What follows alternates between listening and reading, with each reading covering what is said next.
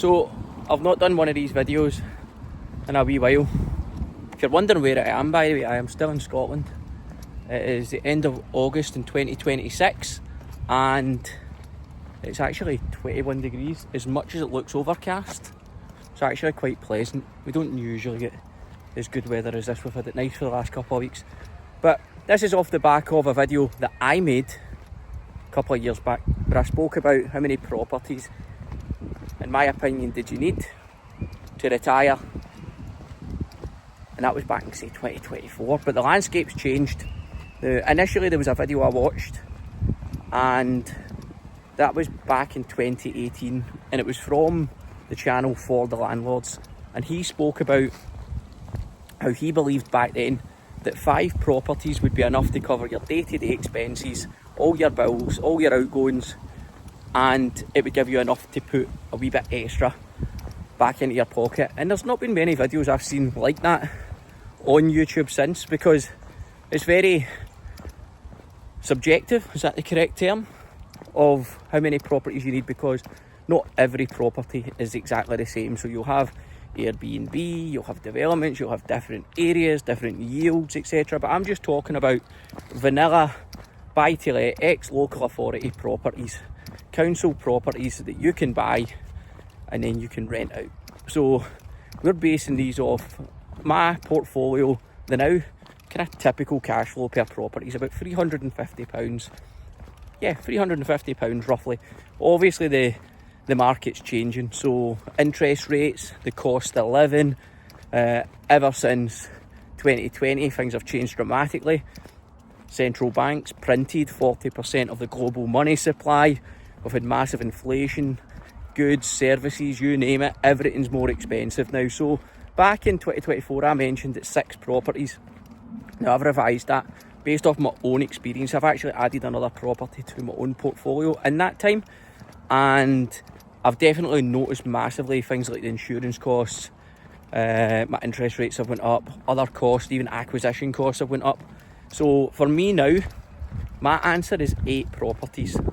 I believe that if you want to not work, you need 8 properties. Now I'm in a position now where my portfolio does indeed cover my outgoings, but I still need to work part-time.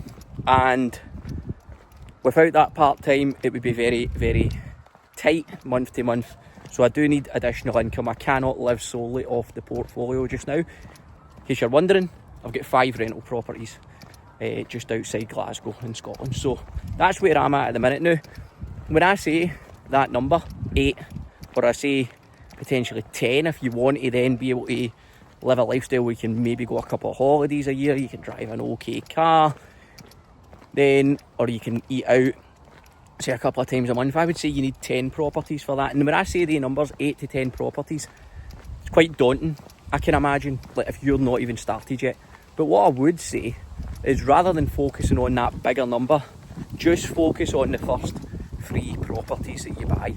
The reason why is because the first 3 are far more difficult than it is to go for, say, 1 to 3 than it is to go to 3 to 5.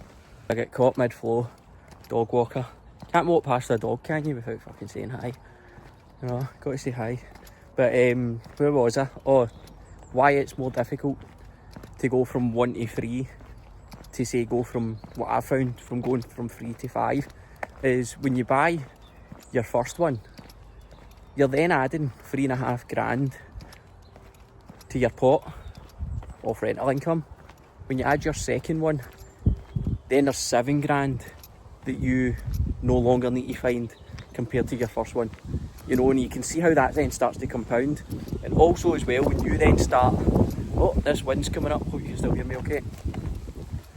When you then own the first 2 properties or first 3 properties for 2, 3, 4 years, if you're bought in a good area, good catchment area, maybe transport links, we're looking at schools, you're looking at sort of infrastructure round about you, good jobs, then you could expect some market appreciation.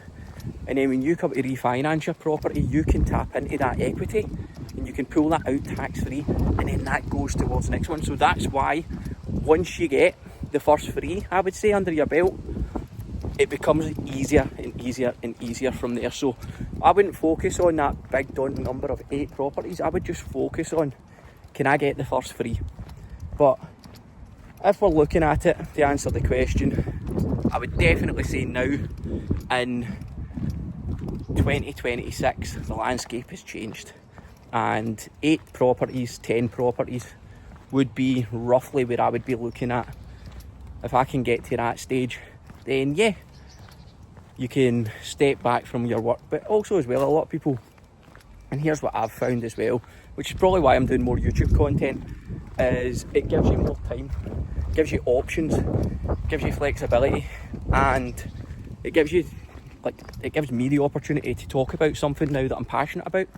And I talk about property all the time anyway, so I thought to myself, well, why don't I just come on every now and again? Who's that shouting? Fucking hell. Making a video, mate. So why don't I just come on and actually just talk about my day-to-day experience in the portfolio? What am I doing? How am I structuring things? What am I planning? What are my lessons? What have I learned?